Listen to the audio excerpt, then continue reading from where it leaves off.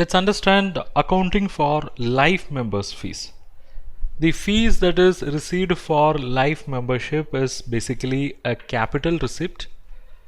It's basically a capital receipt. It means this should be directly added to capital fund or general fund, okay, because it is basically non-recurring in nature.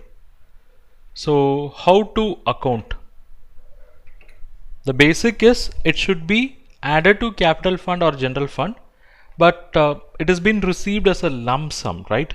So for adjusting this lump sum subscription which are collected from life members, various methods are available. Let's see one by one. The first method is we can carry forward the amount in a special account. We can carry forward whatever the lump sum that was received in a special account until the member dies. Okay, so whatever the amount that was contributed by the member can be carried forward in a special account until the member dies, and after that event it can be transferred to the credit of accumulated fund. So this can be one way, that is carrying the money in a special account, and in the event of death whatever is the balance that can be taken to accumulated fund account.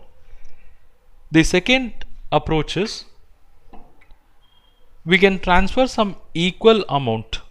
I mean, we can take an equal amount every year which may be equal to, okay, this equal amount can be equal to annual subscription. So what we can do is we can take an equal amount which can be equal to annual subscription, and this can be transferred every year to income and expenditure account. So if this is done, okay, what will happen is the money is getting transferred to income and expenditure account each and every year, and if a member dies, okay, then whatever the balance in that will be transferred to accumulated fund account.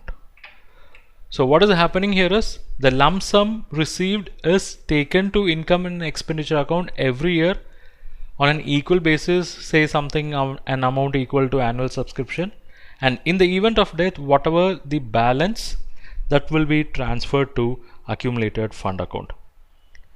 If say the member dies before the whole of the amount paid by him has been transferred in this way, the balance should be transferred to accumulated fund. Okay, then the third one,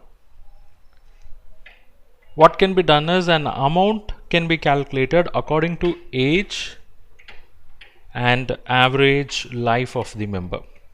So an amount can be calculated according to the age and average life of the member, and that can be annually transferred to credit of income and expenditure account. Okay, so we have three methods. Basically the first one is operating through special account. The second one is transferring an amount equal to annual subscription.